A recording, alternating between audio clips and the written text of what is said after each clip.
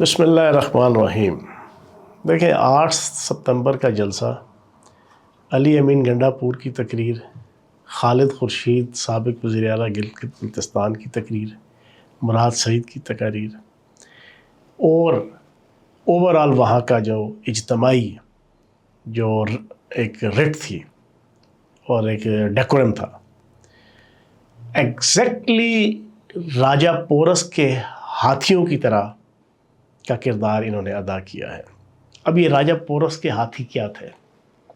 326 قبل مسیح میں الیگزینڈر دا گریٹ اسکندر اعظم وسط ایشیا سے افغانستان کے رستے سے جب فتوحات کرتے ہوئے آیا، ٹیکسلا کے راجہ امبی کو اس نے اس کے سامنے سرنڈر کر دیا۔ راجہ امبی نے اس کے سامنے، اگلا اس کا مورچہ تھا دریائے جہلم اور دریائے چناب کے درمیان راجہ پورس کی حکومت تھی، دلیر حکمران تھا۔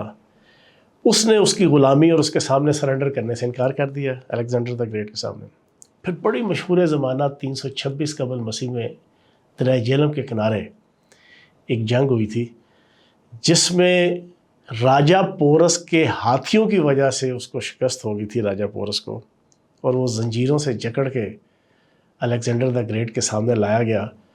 تو پھر بڑی مشہور زمانہ اور تاریخی الفاظ ہیں۔ الیگزینڈر دا گریٹ نے اسے پوچھا کہ تم مجھ سے کیا امید رکھتے ہو کہ میں تمہارے ساتھ کیا برتاؤ اور سلوک کروں گا؟ تو راجہ پورس نے بڑی تاریخی الفاظ کہے تھے جو تا قیامت سنہری الفاظ کے اندر اور عبارت اور تحریر کے طور پہ اور ڈائلاگ کے طور پر، کہاوت کے طور پہ مشہور رہیں گے۔ اس نے کہا میں تم سے امید رکھتا ہوں کہ تم مجھ سے وہی رویہ اور سلوک اختیار کرو گے جو ایک بادشاہ دوسرے بادشاہ کے ساتھ کرتا ہے۔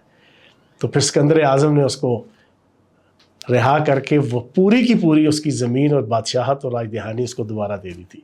اب وہ جو راجہ پورس کو شکست ہوئی، اور راجہ پورس اس وقت پورے ہندوستان کے اندر ناقابل شکست اور ناقابل تسخیر سمجھا جاتا تھا، لیکن وہ شکست اس کو اپنے ان ہاتھیوں کی وجہ سے ہوئی جو اس نے سینکڑوں کی تعداد میں وہ ہاتھی جنگ کے اندر لے کر آیا تھا الیگزینڈر دا گریٹ کی فوج کو ان کے پاؤں کے تلے روند کے فتح حاصل کرنے کے لیے۔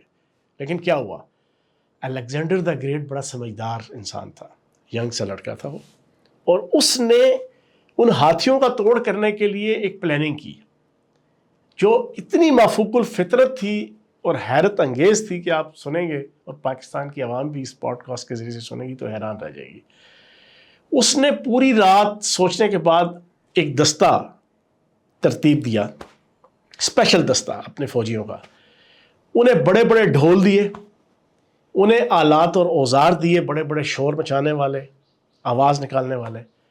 اس نے کہا کہ کل جب جنگ شروع ہوگی تو اس دستے کی ڈیوٹی یہ ہے کہ راجہ پورس کے ہاتھیوں کے کانوں کے قریب جا کر انتہائی لاؤڈلی اور شدید انتہا کے اوپر مبنی جناب ڈھول پیٹنے اور ان اوزار آلات اور اپنے منہ کے ذریعے سے بے تحاشا شور کرنا ہے۔ اس وقت اس کے جو باقی جو کمانڈر تھے نا، انہوں نے کہا الیگزینڈر دا گریٹ کو، یار یہ کیا اسٹریٹجی اور پالیسی ہے، اس سے کیا ہوگا؟ اسے کہا تم یہ کرو اور تم نے کرنا ہے۔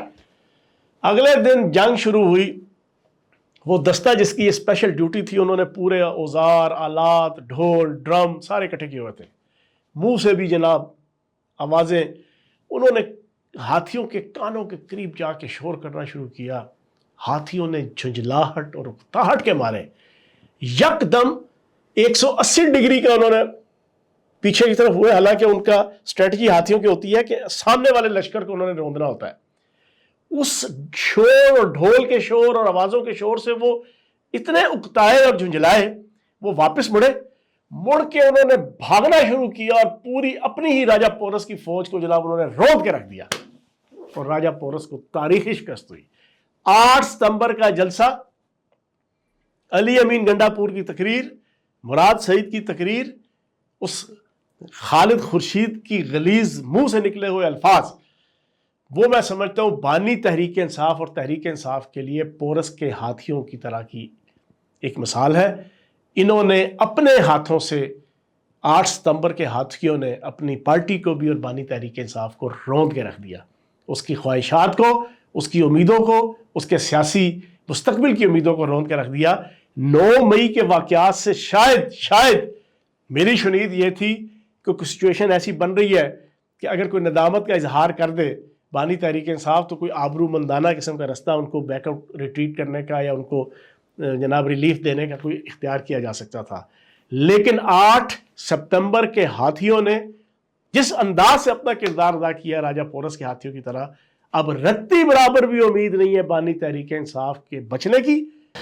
دیکھیں، میں نے ایک دعویٰ کیا اور مسلسل میں کر رہا ہوں، اور میں پہلا بندہ ہوں جس نے الیکٹرانک میڈیا میں اور آپ کے پوڈ کاسٹ کے ذریعے سے دعویٰ کیا تھا کہ علی امین گنڈا پور بنیادی طور پر اسٹیبلشمنٹ کا بندہ ہے.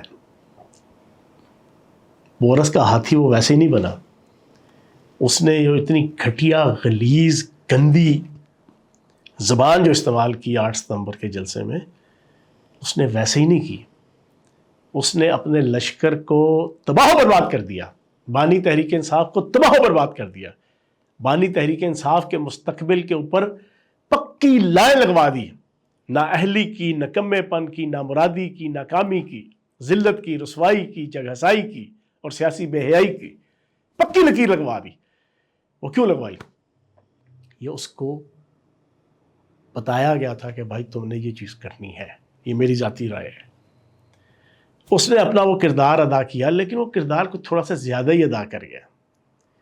اس نے آئین پاکستان، ریاست پاکستان، افواج پاکستان، سالمیت پاکستان کے اوپر اتنا زیادہ بول دیا. اگر وہ چیزیں رکھتا نا صرف ریاست اور ریاستی اداروں تک تو شاید کچھ معافی کے قابل ہوتا. جو افغانستان کے حوالے سے اس نے الفاظ ادا کیے، جو گندی غلیظ زبان افغانستان کی، طالبان کی اور تحریک طالبان پاکستان کی سپورٹ کر کے، اور ریاست پاکستان اور افواج پاکستان کو اس ایشو کے اوپر، افغانستان کے ایشو کے اوپر جو اس نے کمپیریزن کیا اور ان کی سپورٹ کی، وہ پاکستانی نہیں، وہ افغانی لگ رہا تھا وہاں اس وقت. ان کی تعریفیں کر رہا تھا افغان فوج کی، اور ایگزیکٹ اس وقت کر رہا تھا جب افغان فوج بارڈر کے اوپر گولہ باری کر رہی تھی اور پاکستان کے عظیم پاک فوج کے سپاہی اور افسر اپنے سینوں پہ گولے اور زخموں کے پھول اور گولیاں کھا رہے تھے، سجا رہے تھے.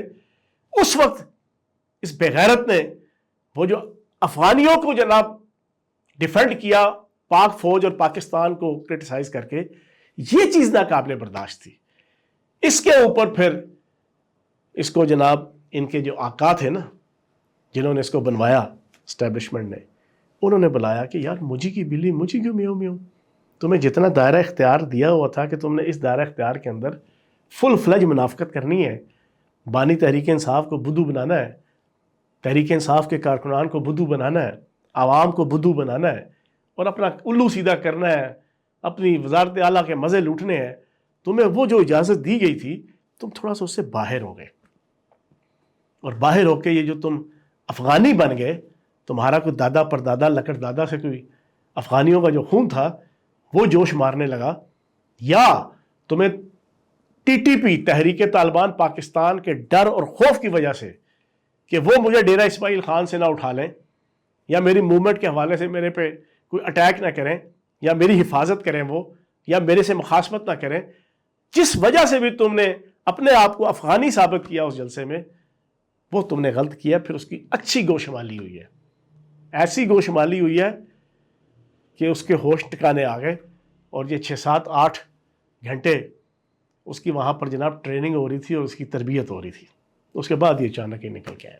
اس کو کہتے ہیں وہ کیا ہے، وہ انگلش کی بچپن کی ہم کتابوں میں گریپس اور سور، انگور کھٹے ہیں، ناچ نہ جانے آنگن ٹیڑھا، a bad man quarrels with its stool. جب ہر طرف سے رستے بند ہو گئے، اسٹیبلشمنٹ نے ادھر سے بھی ٹھینگنا دکھایا اور ایسے بھی ٹھینگنا دکھایا، دونوں طرف سے. تیسرا میں جیسچر میں دے نہیں سکتا جانا، کیونکہ میں علی امین گنڈا پور نہیں ہوں، ٹھیک ہے نا، نہ ہی میں خالد خورشید ہوں. تو انہوں نے اسٹیبلشمنٹ نے جو اس طرح کے 3 4 جیسچر اس کو دے دیے نا عملی طور پہ، تو اب انگور کھٹے ہیں. اب یہ کہتے ہیں نہیں جی میرا تو کب لینا دینا ہی نہیں، اور منتے ترلے کیے انہوں نے گرفتاری سے پہلے کے 1.5-2 مہینے کے. میں نے پچھلے پوڈ کاسٹ میں وہ پوری ان کی ایک پورا گفتگو ویلاگ سنا دیا تھا بانی تحریک انصاف کا. میں تو ان کو کہتا ہوں یہ مجھ سے بات نہیں کرتے، یہ چیف آف آرمی سٹاف میرے سے بات نہیں کرتا، یہ فوج میرے سے بات نہیں کرتی. میں تو کہتا ہوں میرے ساتھ بیٹھو، میرے سے ڈائلاگ کرو. پورے کا پورا جولائی کا مہینہ اور اگست گرفتاری تک پچھلے سال یہ ہر روز رات کو 10 بجے آ کے منتیں کرتے تھے اسٹیبلشمنٹ سے کہ آؤ میرے ساتھ بیٹھو. اور ابھی جو پچھلے 6-7 مہینے ہیں کیا پوری پاکستانی قوم سے ڈھکا چھپا ہے؟ کیا کیا منتے ترلے اور کون کون سے منتوں ترلوں کے گھنگرو اپنے پاؤں پہ باندھ کر انہوں نے رقص نہیں کیا، اور اڈیاں مار مار کے اڈیالہ جیل کی زمین نہیں پھاڑی انہوں نے کہ آؤ میرے ساتھ بیٹھو، آؤ میرے ساتھ بیٹھو. کبھی اپنی بہن کو بھیج کے، کبھی علی محمد خان کو بھیج کے، کبھی گور علی خان کو بھیج کے، کبھی کس کو بھیج کے، کبھی کس کو باہر بھیج کے میڈیا سے گفتگو کرتے ہوئے کہ ہم بات کریں گے تو صرف اسٹیبلشمنٹ سے کریں گے، ہم بات کریں گے تو صرف اسٹیبلشمنٹ سے کریں گے، ڈائلاگ کریں گے تو اسٹیبلشمنٹ سے کریں گے. جب وہاں سے وہ 3-4 قسم کے اور جناب مل گئے جواب، تو اب کہتے ہیں کہ جناب ہم کسی قسم کا کوئی اسٹیبلشمنٹ وہ نہیں کریں گے. منافق اعظم ہے. میں آج ان کو ایک خطاب اور ایک لقب دے رہا ہوں، منافق اعظم. اس سے زیادہ کوئی اس کا جواب نہیں. اچھا یہ وہ بیانیہ ہے کہ جو میں نہیں اٹھا سکتا تھا. میری غیرت، میری خودداری، میرے والد صاحب کی تربیت، میرے خاندان کی تربیت، میری ایجوکیشن. لوگ کہتے ہیں نا تم نے کیوں پارٹی چھوڑ دی؟ میں حالات دیکھ چکا تھا جس حد تک 9 مئی تک انہوں نے پہنچا دیا تھا.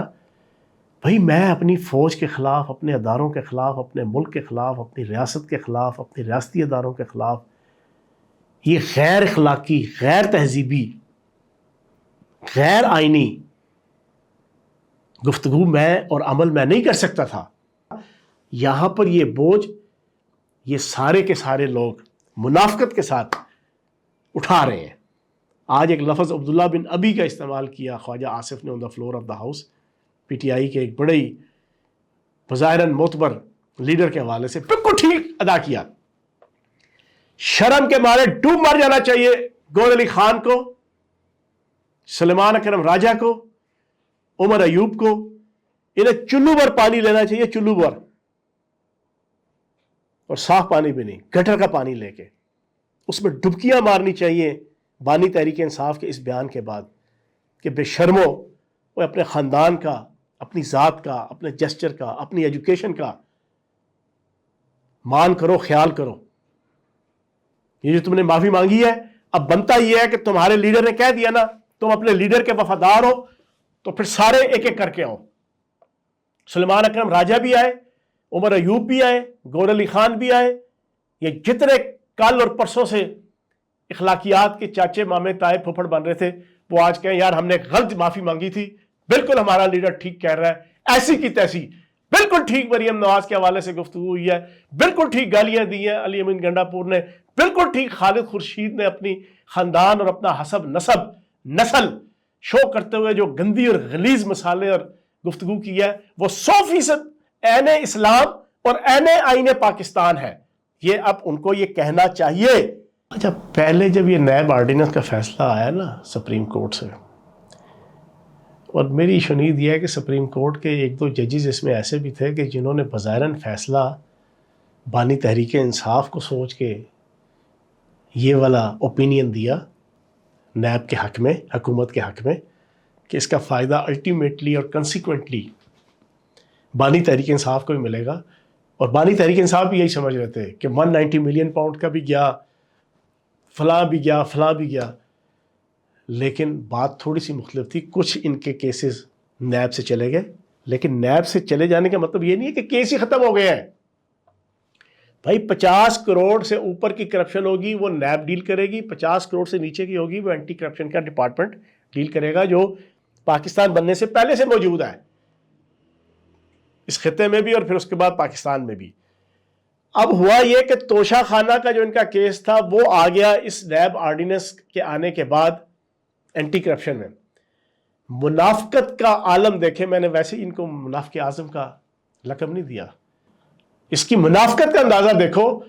توشہ خانہ نیب آرڈیننس کے اوپر آج تنقید کر رہا ہے، لیکن آج سے 2 دن پہلے 3 دن پہلے اس کے وکیل اسی نیب آرڈیننس کے تناظر کے اندر توشہ خانہ کیس میں ریلیف حاصل کرنے کا دعویٰ کر چکے ہیں۔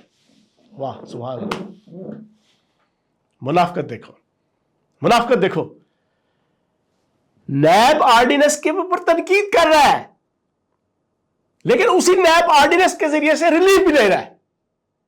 یہ ہے منافقت۔